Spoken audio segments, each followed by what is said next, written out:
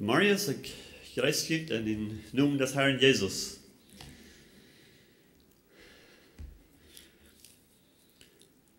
Die Thema von meiner Botschaft von Jesus Marius ist Beroepen von Gott.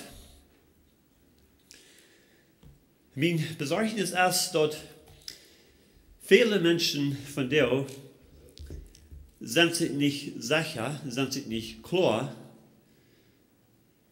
en Gott zijn erop. Wozu Gott end beroepen heeft, oder of Gott end wirklich beroepen heeft. Een van de leers wat die vindt en viele Menschen ihr Leben brucht, en alle Menschen ihr Leben proeft te bruchen, is dat met mij is het niet. En wat einer zei te mij, Gott heeft maar een Fehler gemerkt, dat mij gemerkt heeft. Weet je, dat is een leernis. Dat is niet de waarheid. God heeft ons beroepen, en ik mag vandaag over 3 dingen reden, wat God ons beroepen heeft. Eenmaal, God heeft ons alle beroepen dat we zullen selig worden. Tweitens, hij heeft ons beroepen dat we zullen heilig zijn. En drittens, God heeft ons beroepen dat we de boodschap van de lezing zullen weitergeven naar andere mensen. Und wenn wir uns selbst nicht überzeugt sind, dass wir nicht klar sind, dass wir wirklich berufen sind von Gott, dann wollen wir auch nicht eine klare Botschaft wiedergeben. Wenn wir uns selbst nicht klar sind, dann können wir dort andere nicht mitteilen. 2. Petrus Kapitel 1, Vers 10 sagt, Daarom, Brüder, bemächtigt so viel mehr dooraan, dat je beroopt en uitgewild zijn, dat we dat deed wat niemals valt. Dat is de grote verspreching. Just voor deze vers richt je een lange rij dingen wat we bij onze geloven zullen behouden. Weet je, we moeten hem geloven aanvangen. Hebreeën kapitel 11 vers 6 zegt dat we nu God kent, die moet geloven dat hij is, en dat hij die vergelten deed, wat we naar hem zitten. Zo ongeloven zegt hij, is het onmogelijk God te gevallen. Zo we moeten eenmaal geloven dat God ons beroepen heeft, en dan tot ons geloven moeten we dingen bijdoen. Dus lief, geduld, en vrede, en zo'n dingen staat. En dan heeft hij de ganze reden opgeschreven. En dan zegt hij, wanneer je deze dingen worden bijgehouden gaan en aangehouden worden laten en toenemen door hem, dan zegt hij, dat word je niet vallen. So de eerste beroep is dat God wil dat in jeder einer zal selig worden. Die Bibel sagt, dass Gott ist nicht willig, dass irgendwer soll verloren gehen, sondern dass die alle zu der Erkenntnis, zu der Wahrheit kommen. Johannes 3, Vers 10 sagt, er hat die Welt so geliebt, dass er seinen einzigen Sohn gab, sodass alle, die an ihm glauben, nicht verloren gehen, sondern ewig Leben haben. Dort ist Gott sein Verlangen. Das, wo er so viel Nenngestärken zijn eigen leven gegeven om dat mogelijk te maken. En hij wil gaan, ons zal dat klaar zijn, en dat we anderen dat zullen mitteilen, wat dat nog niet klaar gaan. En er zijn zoveel romans van jou, wat dat niet klaar gaan, en wat er even zijn, dat kunnen ze niet meer klaar weten. Weet je, dat is niet gegründet op God zijn woord, zo'n gedanken als dat. God heeft ons beroepen daartoe. Dat is zijn willen. Hij heeft alles gegeven om dat mogelijk te maken. Dat we kunnen zijn kinderen zijn. In 2. Petrus 3 vers 9 zegt het, de Heer vertraagt zijn versprechen niet zo lang zoals eens je meinen. Hij heeft bloos geduld met jullie, wils hij wil dat alle zich opmerken, dat alle zich opmerken zal, en dat keiner verloren gaat. dort ist Gott sein Willen. Und so er ist geduldig mit uns. Er gibt uns Gelegenheit, er gibt uns Zeit. Er gibt uns Versprechungen. Er gibt uns sein Wort. Er hat uns sein Geist gegeben. Und dass diese Wahrheit klar bei uns wird. Weil mit unseren Gedanken haben wir nicht Klarheit kriegen, du Eva. Wie man einmal dort leben, was Gott gesagt hat, dann gibt Gott sein Jes, unseren Jes, Zeugnis über diese Sache. Und wenn die uns unseren Jes Zeugnis gibt, dann sind wir klar daran. Dann ist es kein Zweifel mehr. Dann ist es keine Frage mehr, die Eva. Dann haben wir die Versicherung. In Epheser 1, Vers 18 sagt er, dat die von uns hört, mag klar sein, dort wir weiten mochten, wat die Hoopning in een zin beroep, in wo Rik en Herrlichkeit von zijn afgoed en zijn helje is. Dat hij beet dat die Uren von unseren Horten mochten klar sein. Dort wir würden weiten, wo der Hoopning ist, was Gott gemerkt hat für uns. Und viele von euch haben es erfahren, dass auf einmal die Uhren sind aufgegangen, dass die Wahrheit klar sein, was ich immer dies da wir, was ich immer ganz confused leid, das ist nicht auf einmal klar geworden. Dort hat Gott sein Geist an uns, wenn wir sein Wort leben. Dann merkt er dort klar an uns. In 1. Thessalonicher 4, Vers 9 sagt er, dann Gott hat uns nicht bestimmt zu der Rache, aber die Seligkeit zu kriegen durch unseren Herrn Jesus Christus. Er sagt, Gott hat uns dazu bestimmt. Doch mein Herr hat uns zu sich gesagt, für dort, dass wir sollen selig werden, dass wir nicht sollen in seiner Rache bleiben. So dort ist Gott sein Willen. In Matthäus Kapitel 11, Vers 28, du haben den Raub ganz klar. Jesus sagt, kommt nur mir, alle die schwer arbeiten oder schwer beladen sind, und ich will ihnen Ruhe geben. Du redest nicht von der physischen, körperlichen Last, die wir trauen, aber die geistliche, das Gewissen, was bedrückt und belohnt ist, das Hort, was unruhig ist. Er sagt, kommt nur mir, und ich will ihnen Ruhe geben. So er raubt uns ab. Wir sind berufen, von Christus selig zu werden, nicht verloren zu gehen. Das ist nicht sein Willen. So hat es mehrlich gemerkt, für alle von uns.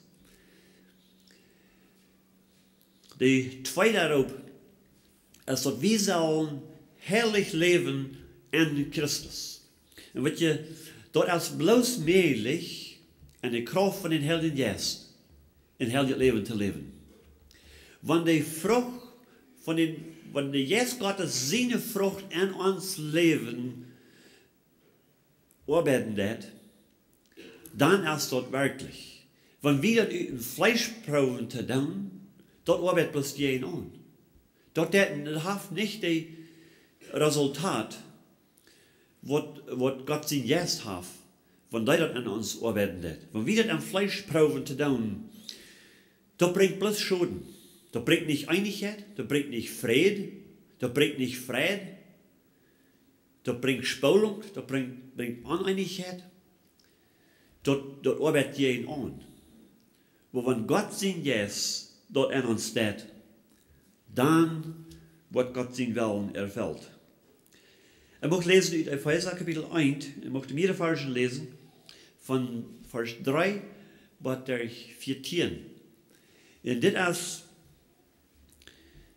Gott sein Wort zu uns. Das ist sein Willen, sein Plan für jeden einen von uns.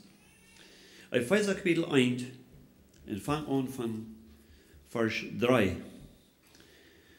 Ons Herr Jesus Christus, zijn Gott en Vader, soll dafür geloofd worden, dat hij ons als Himmelbürger in jährliche Segnungen geschenken heeft. Wils hij de Welt grundlegd, hat hij ons bestemd in Christus zijn heilige, afschuldige kinderen te zijn.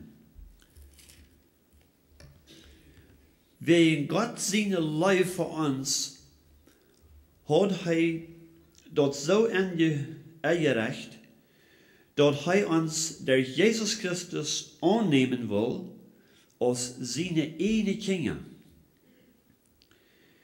Nu kunnen we niet anders als zijn grote genade loven, dat hij ons heeft toekomen laten door zijn ene Zoon, Jesus Christus. Door Jesus, die zijn bloed voor ons gegeven heeft, zijn we losgekocht. In ons zijn de zinden vergeven, door de grote genade die in ons leven neemt, en ons de ogen voor de waarheid opmaakt. Gott heeft ons zijn geheimnis weten laten, dat hij zich had vergenomen door Jesus Christus vandaag te brengen. Van zijn bestemde tijd, wanneer zijn bestemde tijd is, wordt hier zijn, dan wordt hij alles wat im Himmel en op Erde is, je Einhalt brengen, en dat is Christus. En Christus had hij ons vooruit bestemd, zijn oven te zijn, zoals hij dat gepland had, en hij viert alles zo uit, als hij dat wil. Zodat wie op Christus hopen, de eerste wieren, die zijn herrlijkheid loven. En zo wie dat ook met junt, die je de waarheid gehoord hebben, worden je geraad worden en aan geloofden. Dan teken God junt met zijn Heiligen Geest. De Heilige Geest borgt ervoor, dat we dat krijgen wat God ons versproken heeft, doorwege we nu alle zijn herrlijkheid loven. Zo klaar, hij zegt dat hij heeft ons gewählt in Christus. Hij had het vorher bestemd, dat we zien willen, en zegt dat hij viert alles uit nu zien willen nu. Voor dat en dat salven zullen we ons aanhand geven, eerstlich einmal blijven wat hij zegt dat dat de waarheid is, en dan ons door te hand geven dat hij zijn arbeid aan ons en door ons uitvoeren kan. En zijn willen is dat hij ons wel in zijn evenbeeld merken, zodat andere mensen Christus in ons zijn. Niet bloß durch onze Wien hier, aber in ons leven zijn. Zoals we verhandelen, besonders met die wat ook gläubig zijn. Met andere Christen. Evenzo nu wat een beetje een andere verständnis hebben als dat we hebben. Wils keiner van ons is volkomen in ons verständnis. We zijn nog alle in dem dat we leren doen. We zullen nog alle dag toenemen doorin. En zo zullen we niet rechten überleven. Einer den anderen helpen en er steht einer den anderen rechten. En zo als we ons einander verhouden, zo wordt ons Zeugnis zijn te de mensen rond ons. Jezus zegt hierin, worden die Menschen erkannt, dass die meine Jünger sind, wenn die Leib haben, einer von den anderen. Und die Leib, das ist die Frucht von Heiligen Geist. Das ist nicht something, was wir proben, einer zu den anderen zu tun. Das ist, was wir Gott sein Geist loten an uns und durch uns arbeiten. Das ist die erste Frucht, was er abgeschrieben hat. Das ist Leib. Die Frucht von dem Geist ist Leib. In 2. Timotheus, Kapitel 1, Vers 9, sagt er, redet hier von Jesus, sagt er, der uns geraten hat, im beroepen hat, mit einer heiligen Berufung. Nicht uns Werken haben, aber sein eigenes Vernehmen in Gnade, dort uns gegeben wird an Christus Jesus von Ewigkeit her. Das hat Gott sich gewählt und sagt, das hat er bestimmt von Ewigkeit her. Lang eher, die und ich geboren werden. Dann hat er uns all bestimmt. Dann hat er all geplant. Und nu zu dieser Zeit hat er uns hier in dieser Welt angestellt. Hier in dieser Zeit, in Krieg hier, in diesem Platz von der Samarias. Und dass wir würden sehen, würden hören, dass wir würden unseren Glauben auf arm saten und auf sehen würden und nicht auf unser eigenes Verständnis. Dort hat er geplant. Dort hat er sein Willen. Dort hat er sich dann auch vergenommen. Und dort hat er uns berufen und gewählt. 1. Thessalonicher 4, Vers 7 sagte, denn Gott hat uns nicht berufen, allein zu sein, aber in Herrlichkeit. Das ist der Beruf. Erstlich selig zu werden, zweitens, wir sollen herrlich sein. Woher wir herrlich sein, die wir von Natur an Sünder sind. Bloß durch Jesus Christus. Wir in uns selbst haben keine Herrlichkeit. Und in Epheser 1, Vers 4 sehe, wo wir lesen, sagt er, wie uns heute Welt, oder euer heute Welt grundlegt, hat er uns bestimmt, in Christus seine heilige Anschuldigungen zu sein. Von er hat bestimmt, dass wir sollen herrlich sein, und dass wir sollen anschuldig sein, wo ist das möglich, wenn wir selbst wissen, dass wir nicht herrlich sind, und dass wir schuldig sind. Weet je, wenn ich weiß, dass du in deine Schuld hast, und ich komme zu dir und sage, du sollst schuldlos sein, was wird deine Antwort sein zu mir?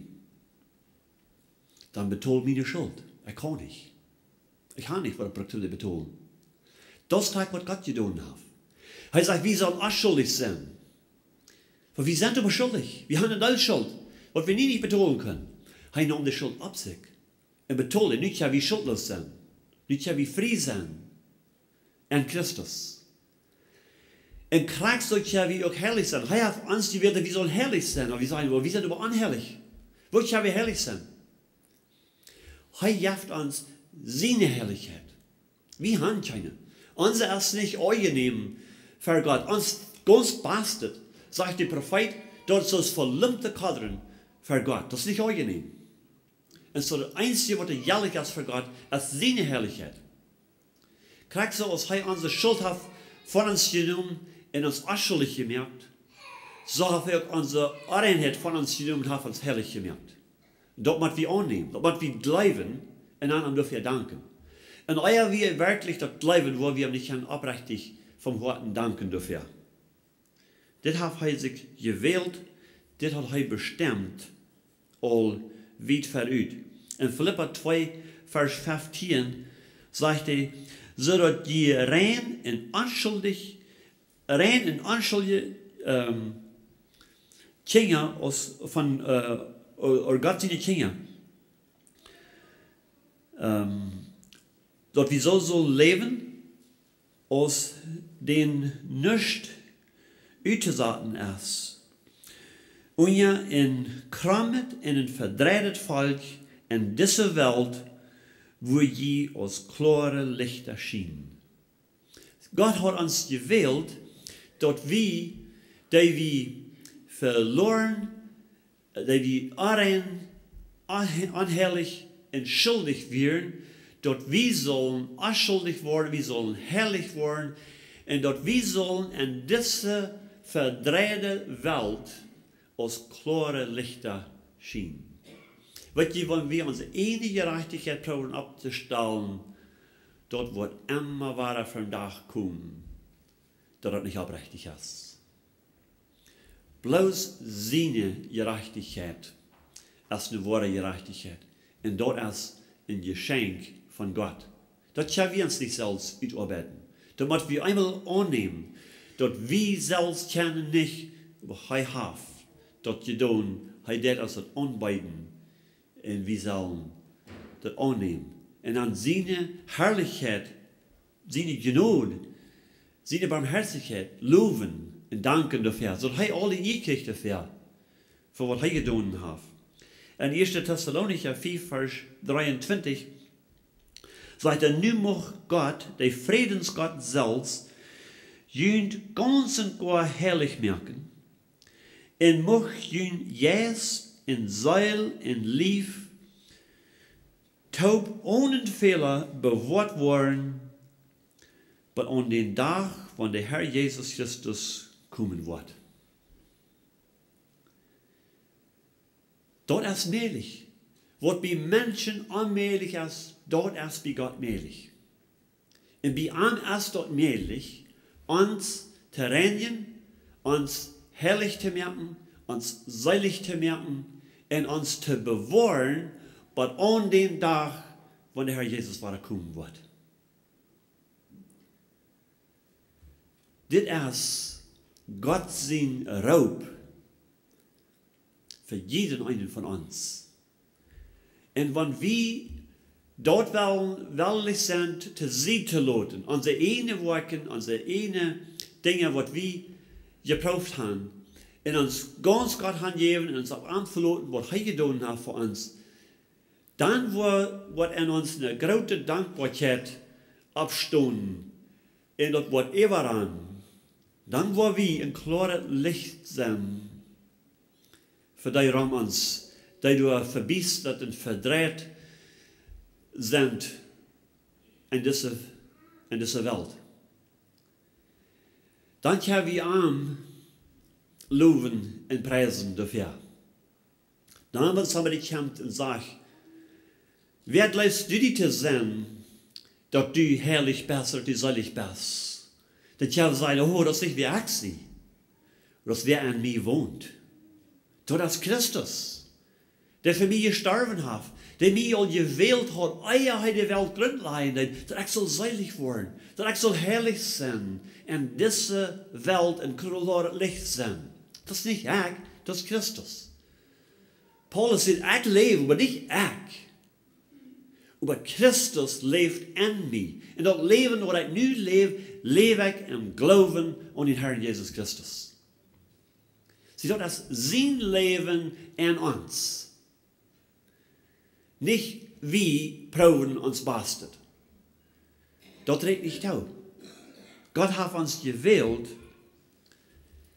selig zu werden, in ein herrliches Leben zu leben. Und dort ist möglich, wenn der Geist Gottes in uns wohnt und durch uns lebt. Und er seine Frucht in uns Leben für den Tag bringt. Und der dritte Raub ist, dass wenn wir das erfahren haben, dass wir dann würden die Wahrheit mit anderen mitteilen. Und wenn wir das selbst nicht wirklich haben und nicht Klarheit haben darüber, wo wir das nicht mit anderen können mitteilen. Da wo wir keinen anderen können davon überzeugen.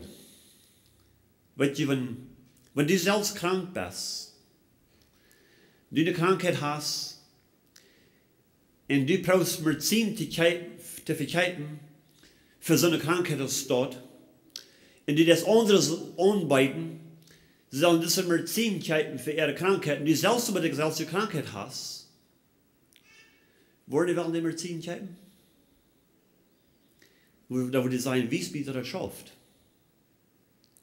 Wenn du persönlich ein Zeugnis hast, dass das ist, was Gott für dich getan hat, das ist, was mein Leben wir, so das Paulus. Als er für Agrippa stund, für die König, vertelde ihm, was sein Leben ist, was wir.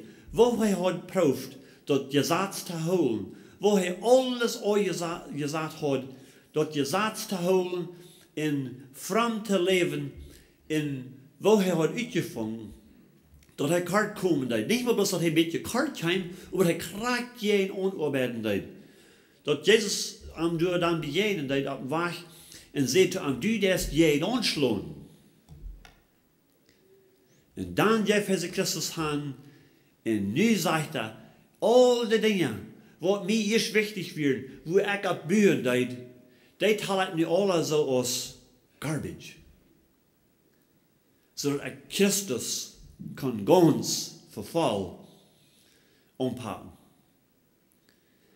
Dort wir sehen persönliche Zeugnis und dort wir sehr kraftvoll. Viele Menschen geben sich am Hand. Erstlich, dass er mit all seinen Macht anwenden, proben die Christen zu vernichten, und er kann das nicht. Alle Macht, was er hat, kann er das nicht tun. Hij sluit pas met jij aan. Maar als hij Christus handgeeft, dan deed God een arbeid aan hem. Mjuk hem seilig, heiligt hem, en deed hem bekraftigen met zijn jes, en dan denk hij en wijs anderen, wat nach hem diensten werden, wat er nach hem gezaad leven, zonder wat er nach zelfs proeven deed, zoals hij is hem had, en wijs hij, dat bloos en Christus allein kunnen ze selig worden. Bloos en Christus allein kunnen ze dat erreiken, wo er hat en verlangen nu hat. En zo is het in ons leven. Wenn wir das persönlich erfahren haben, dann können wir das mit anderen mitteilen. Wenn wir können zeigen, wo das in ons Leben gewirkt hat, was für ein Unterschied das gemerkt hat in ons Leben, dann wollen andere überzeugt sein, dass es für ihn auch arbeiten wird. In Matthäus Kapitel 28, Vers 18, Jesus hat seine Jünger gelehrt, sie haben gesehen, was er getan hat, sie waren Zeugen davon, und sie haben ihren Glauben an Jesus Christus geplant.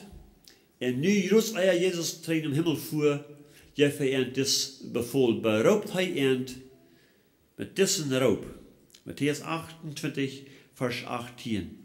Sagt het, en Jezus kwam nu aan, reed met aan en zeid, alle volmacht is mij gegeven im Himmel en op aarde.